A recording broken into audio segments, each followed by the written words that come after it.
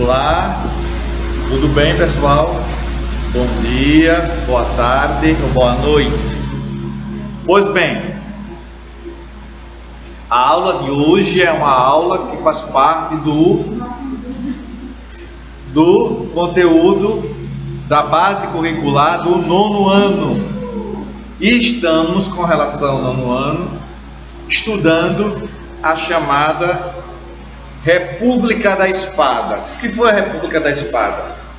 Foi o primeiro movimento pós o período imperial. Após o longo período imperial, não é?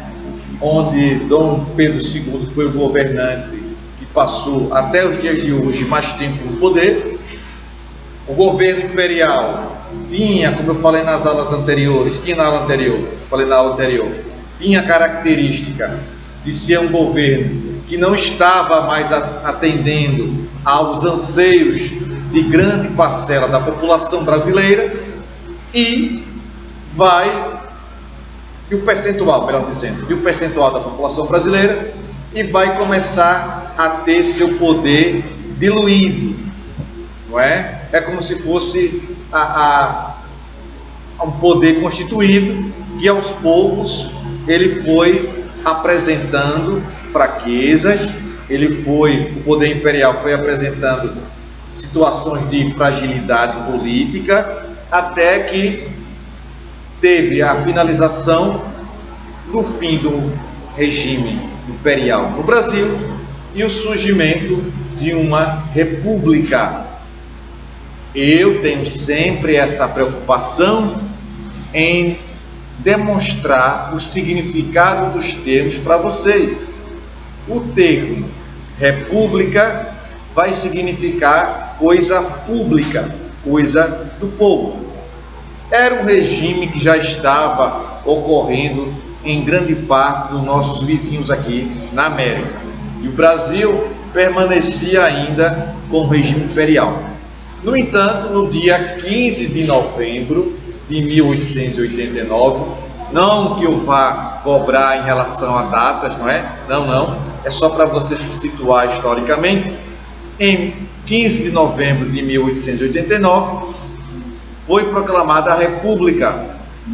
Como eu falei na aula anterior, essa República foi proclamada por um militar, com o apoio dos militares. Eu falei também que houveram os idealizadores desse movimento. O professor militar matemático chamado Benjamin Constant e Quintino Bocaiúva. Esses dois são os grandes idealizadores do movimento. E por trás, dando um suporte para a manutenção, para a chegada ao poder dos republicanos, vieram os militares. Os estudiosos, os historiadores afirmam que a presença desses militares nesse governo republicano foi dar uma ideia de força, de autonomia, para que ninguém tivesse a ousadia de tirá-los do poder. Você, aluno do nono ano, há de concordar comigo que a entrada de um militar exercendo a presidência da República pós um governo imperial vai dar esse ar de estabilidade e de força, e que se tivesse um grupo de opositores, de adversários políticos, tentando tirar esse governo republicano que era exercido pelos militares, esses opositores, esses adversários, iriam pensar muitas vezes antes de qualquer ação para dar um golpe ou retirar esses militares que chegaram ao poder, não é? Então, vamos conhecer a partir de então uma mudança no Brasil. E essa mudança, com essa república, são também ideias influenciadas pelo positivismo, que é uma corrente política que surgiu lá na França durante o século XIX, avançou por vários países do mundo, chegou ao Brasil, e esse mesmo positivismo vai dar origem à ciência sociologia, às ciências sociais, à sociologia, não é? Através de Auguste Comte, que é considerado o pai da sociologia. Tá bom? Então, são essas circunstâncias que a gente precisa entender de mudança que vai ocorrer no Brasil. Um pensamento que vem de fora, que um grupo aqui no nosso país, esse pensamento positivista vem de fora, vem da Europa para cá, e um grupo de pessoas abraçam esse ideal, abraça essa ideologia e quer pôr em prática no nosso país, retirando o governo imperial de cena, não é? Pois bem, na página 98 temos assim: a República da Espada e o governo do Marechal Deodoro da Fonseca. Esse é o título. Vamos lá. A derrubada de Dom Pedro II do poder, na verdade, foi um golpe, não é? Não foi respeitadas as questões legais, constitucionais, não foram. Na verdade, Dom Pedro II recebeu um golpe do poder, não caracterizou apenas uma transição de governo, não. Na verdade, foi uma mudança estrutural, baseada na ideia de que o regime político deveria ser mais aberto nas decisões políticas e econômicas. Mas na prática acabou sendo diferente. Ponto. Esse regime foi a República, proclamada no Brasil a partir de um golpe de Estado liderado pelo Marechal Deodoro da Fonseca, um militar reconhecido pelos seus serviços prestados ao governo brasileiro, ao exército brasileiro, participou da Guerra do Paraguai e outras batalhas, foi deslocado para várias regiões do Brasil, não é? Tendo relevância na sua forma de atuar nesses estados, e era um homem, por incrível que pareça, que eu já falei sobre isso, que tinha uma certa amizade com Dom Pedro II. Mesmo assim, diante dessa amizade, ele colaborou para o fim do Império no Brasil. Embora mais aberto politicamente do que o Império, prosseguindo a leitura aqui na página 98. A República no Brasil foi organizada por pensadores intelectuais ligados às classes mais ricas, tanto urbanas quanto rurais, e portanto interessados em manter suas vantagens e regalias. Regalias significa aí privilégios. Mudanças que atendessem diretamente ao povo e só interessavam se trouxessem lucros e benefícios às elites. Na página 99 nós temos: após a proclamação da República, o presidente escolhido para um governo provisório por quê? Porque se esperava que as coisas se acalmassem, entrassem nos eixos politicamente, para aí sim começar o governo. Foi justamente o líder desse movimento, o Marechal Deodoro da Fonseca, trazendo como seu vice também Marechal Floriano Peixoto. Esse governo esse governo provisório teve duração de 2 aninhos e tinha o objetivo de de elaborar uma Constituição. Uma Constituição era necessária porque, interrogação, novo governo, o governo republicano, necessitava de uma nova Constituição. Caso contrário, iria utilizar uma Constituição com características imperiais. Era tudo que esse novo regime não queria. Convocar a elaborar a Constituição na página 99, e convocar as primeiras eleições com voto direto, você escolher os seus governantes, não é?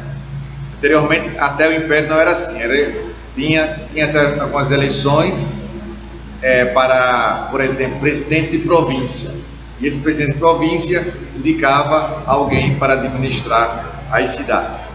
Para isso precisou mudar toda a estrutura imperial que havia no país, porque não bastaria derrubar o imperador se as estruturas existentes também não fossem modificadas.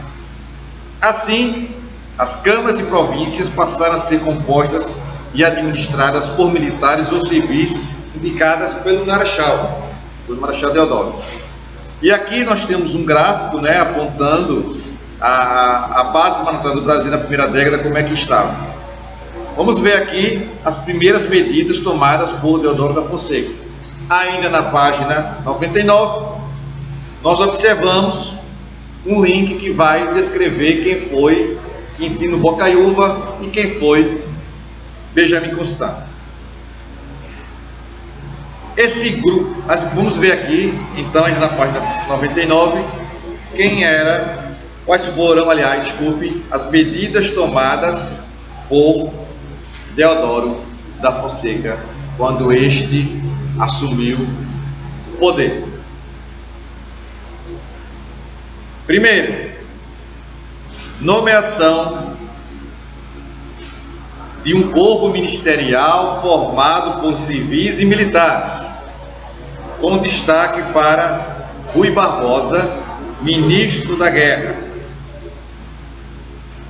Rui Barbosa, ministro da Fazenda, e Benjamin Constant, ministro da Guerra, Quintino Bocaiúva, das Relações Exteriores. Ou seja, aqueles que idealizaram o movimento republicano ganharam cargos importantes, ganharam funções do novo governo. Foi isso que aconteceu aí. Outra medida tomada por Deodoro: intervenção nas políticas provinciais, colocando e nomeando militares e civis como governantes das províncias, como forma de demonstrar sua força e consolidação da República Brasileira. Terceiro item, terceira medida: investimento intenso numa propaganda que enterrasse de vez os heróis monarquistas e assim pudesse criar os heróis republicanos, se possível, Deodoro da Fonseca e Floriano Peixoto. Esse período, vale ressaltar, passa a ser conhecido historicamente como República da Espada, não é? Deodoro está aqui, nós estamos no governo de Deodoro. Daqui a pouco vamos adentrar, numa próxima aula talvez, no governo de Floriano Peixoto. Mas, independente de quem fosse, a dificuldade estava em convencer o povo, visto que a proclamação da República foi um movimento organizado por militares e intelectuais. Ou seja, a grande massa ficou de fora da instauração do governo republicano no Brasil. Prosseguindo, ainda no período do governo provisório, disputas políticas pelos principais cargos políticos no Brasil tomaram conta do dia a dia. Assim, vários partidos foram criados, como o Partido Republicano Paulista. É importante você ter essa situação aí do Partido Republicano Paulista, viu? Ele vai ter uma força muito grande, pós-governo de Floriano Peixoto, na chamada República Velha, que eu não vou nem antecipar muita coisa aqui agora. Esse período da República Velha no Brasil, Partido Republicano Paulista, esse período da República Velha no Brasil foi dividido em duas fases. A República da Espada, que ganhou esse nome que eu falei aqui, em função do governo provisório dos militares de Deodoro da Fonseca e Floriano Peixoto, e da República Oligárquica, em que as elites agrárias comandaram o Brasil, elegendo presidentes oriundos dela própria ou sob seu controle. Aí você, não é, observou que apareceu um termo aí diferente, república oligárquica. Professor, o que significa isso aí, república oligárquica? Oligárquica vem de oligarquia, que significa o quê? Governo de poucos e para poucos, tá bom? Eu não vou nem detalhar, não vou aprofundar. Então significa dizer que oligárquica vem de oligarquia, que significa governo de poucos e para poucos. Poucas pessoas vão estar à frente do Brasil e vai governar somente para um pequeno grupo. Não vai governar pensando no bem-estar geral da nação brasileira. Não. Agora, falando nisso, até lembrei de Dom Pedro I, né? Quando declarou lá o dia do filho, no dia 9 de janeiro de 1822, se for para a felicidade geral da nação, diga ao povo que fica. Vamos misturar as bolas, viu? Só fiz a lembrança aqui, uma brincadeirinha. Buscar a relação, linkei aqui os assuntos. A Constituição Republicana do Brasil é o próximo tópico aqui na página 100, que diz aqui: dando prosseguimento ao que havia sido acordado após a proclamação da República, Deodoro convocou em 1890 uma Assembleia Constituinte, composta por 205 deputados e 63 senadores, visando elaborar a Constituição Republicana do Brasil, que eu falei, né? Um novo governo, uma nova Constituição. Seria muito natural isso acontecer, muito normal. Existia uma grande pressão sobre o governo de Deodoro, por parte dos donos das plantações de café, principal atividade econômica do Brasil na época. No centro da discussão estava a questão do sistema ser federalista ou presidencialista. Os principais pontos da Constituição brasileira, promulgada em 24 de fevereiro de 1891, foram os seguintes: